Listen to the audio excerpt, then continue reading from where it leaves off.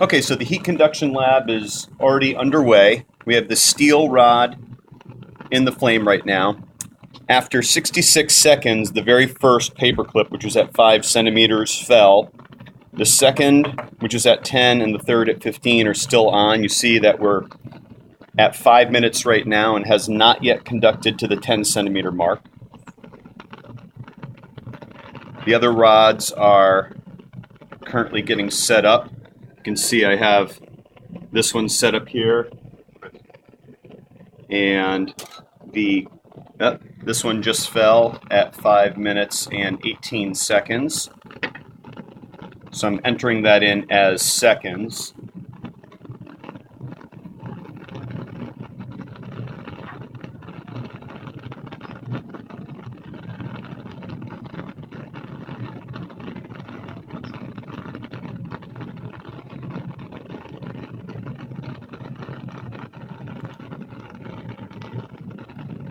So that was 318 seconds.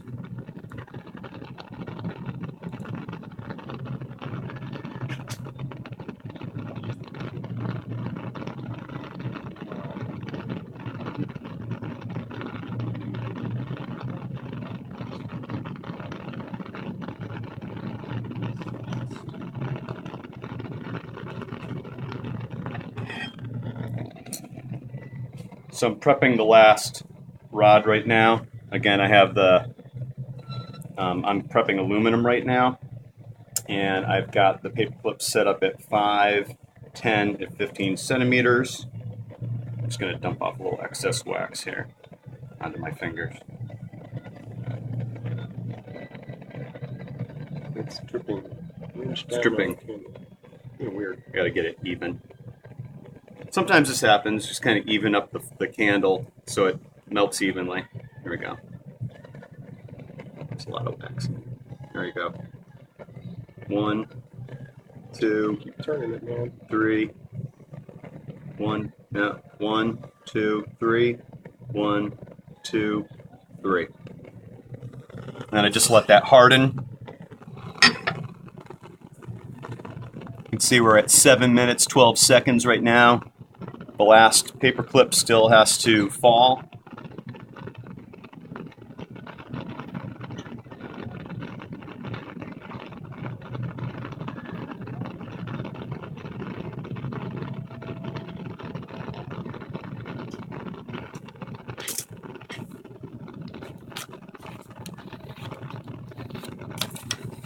In the meantime, I'm scraping up any of the wax that's dripped on the lab tables. I'm using the ruler.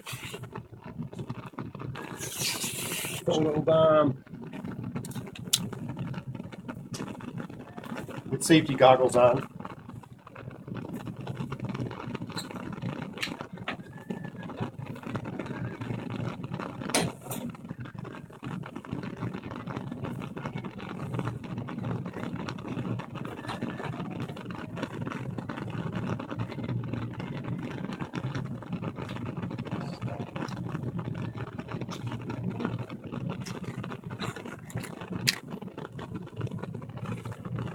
Don't try that at home. Wouldn't light.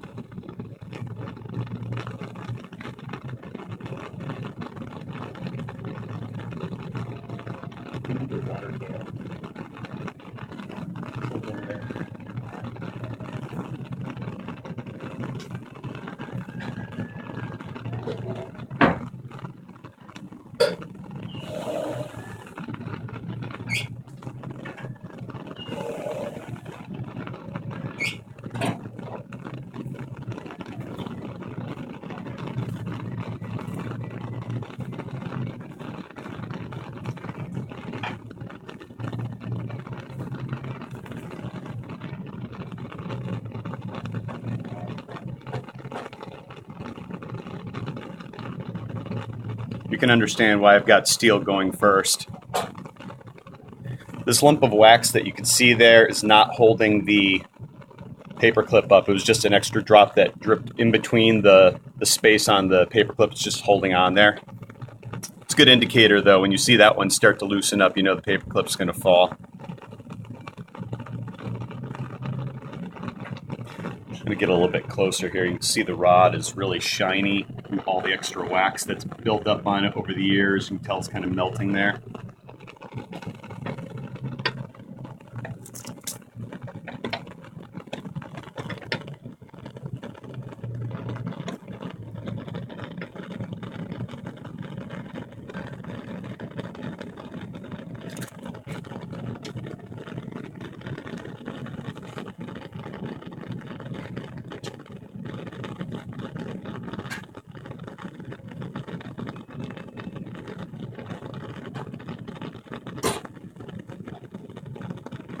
One of the things that I made sure I did each time for each of these paper clips is I made sure I definitely put on 3 drops of wax.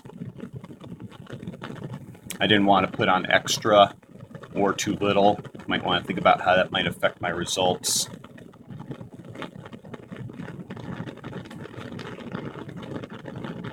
Right after this, I'm going to put on the brass rod.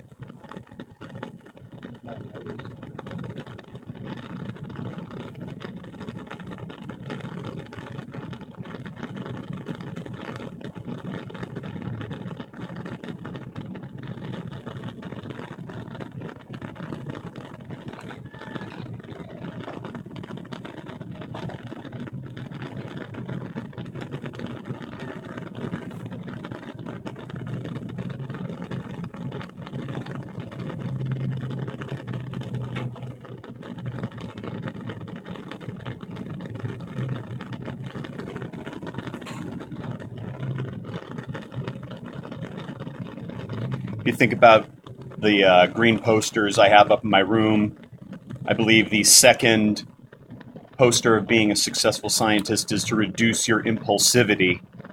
I bet some people right now might want to just knock that last paperclip off, but obviously that would affect our results, so we're just being patient. We're allowing the heat to conduct down the steel at the rate that it's going to conduct down the steel.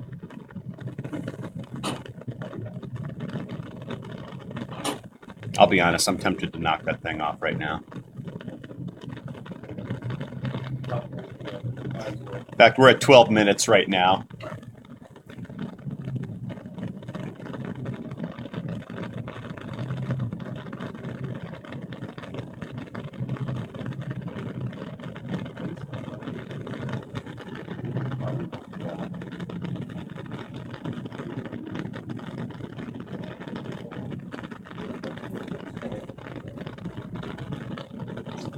Mr. Jones and I were just conferring about our past observations of how long it does take steel to conduct, and it certainly does take a very long time. And there are in fact times where it won't even conduct that far down, that the heat has conducted down to this far to the rod, and we all know that the heat is not only going through the rod, but the rod is giving its heat off to the room right now. So that the heat very well might not even conduct down to that. So what we're going to do is, at 13 minutes and 30 seconds, I'm going to pull the rod out.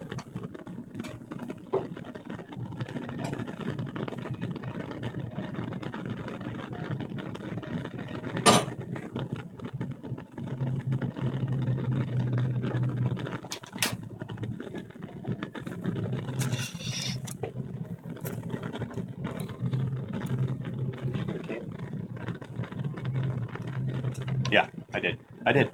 No, it's right here.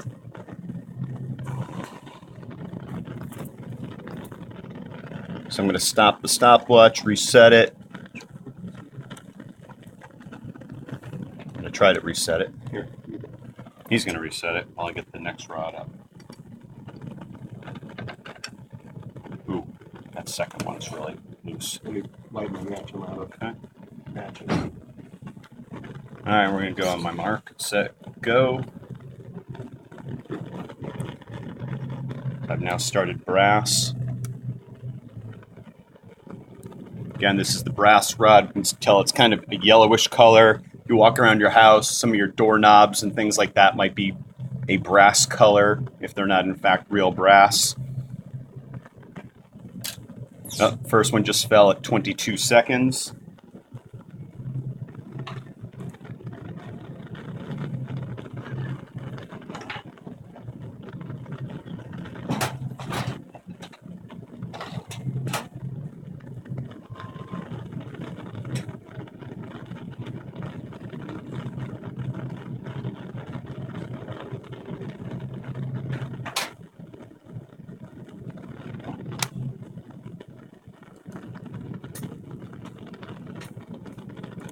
If you're recording your data for the steel, which you should have been, if you didn't get it at school, the third paperclip fell for the steel at 810 seconds. The brass one just fell at 1 minute and 6 seconds, which is 66 seconds.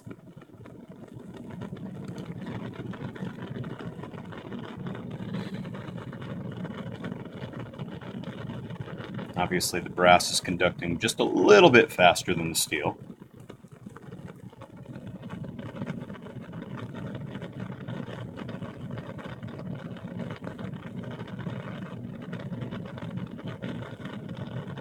Okay, we're waiting for this paperclip right here to fall.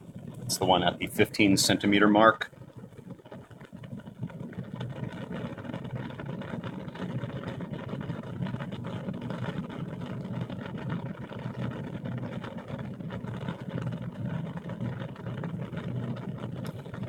You notice that I have the tip of the rod in the same place in the flame. I've got the ring stand set up so that it's at a uniform height each time. All I do is loosen this one here to take the rod out once the third one falls, which it's about to at 2 minutes and 17 seconds. So you can see what I do here is I'm holding it very, very close to this end. And then we've got a tank of water set up on the counter. I'm just going to show you while I go over there.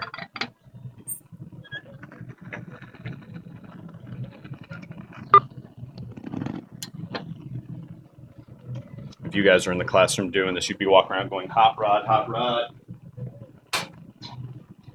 Little sizzle going on there. Reset this for over here. Earthquake. So again, that was that.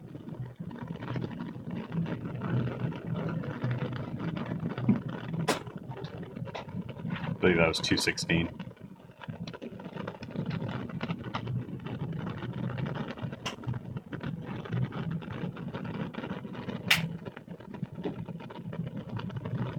So 136 seconds.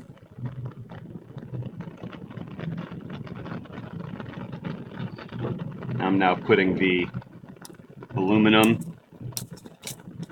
in.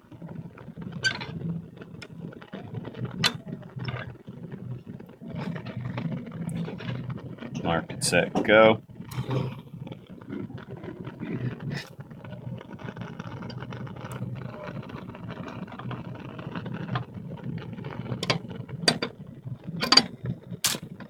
First one just fell at 12 seconds for the aluminum.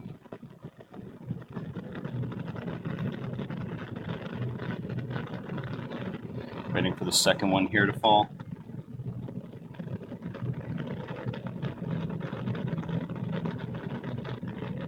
"33 seconds.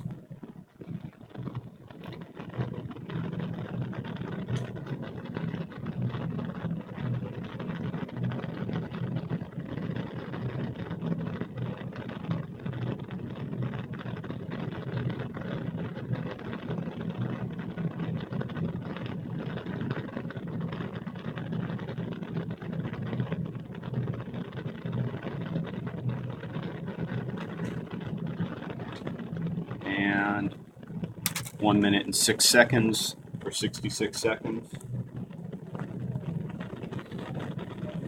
Pull that out of heat, get this one in the water, and then we'll test the last one, which is copper.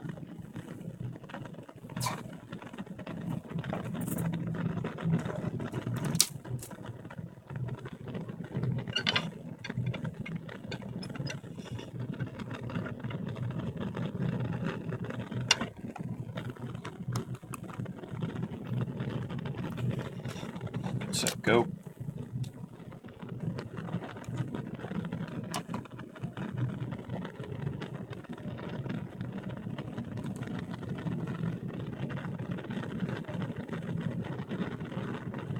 First paperclip fell at 14 seconds.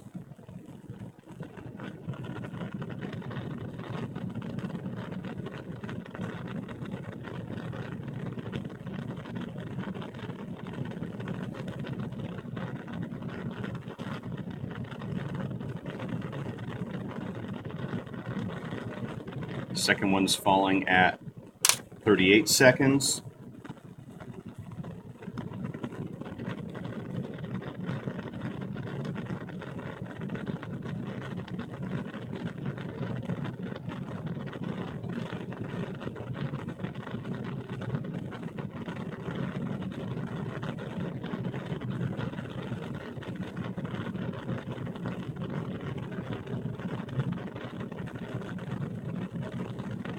And the third one's falling at 1 minute and 10 seconds.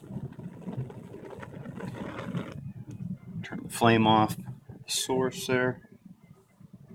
So that was 70 seconds. So a quick recap of the data that I've been collecting.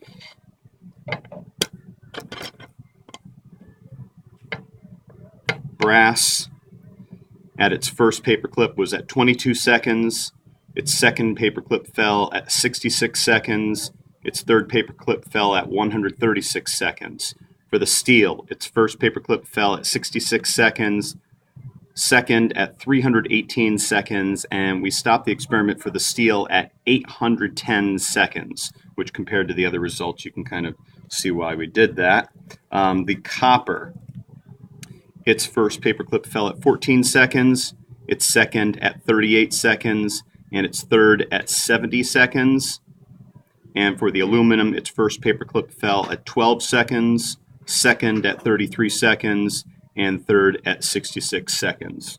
At this time, I'm going to clean up after myself and upload this to YouTube so you guys can watch this at home. All right, thanks for watching.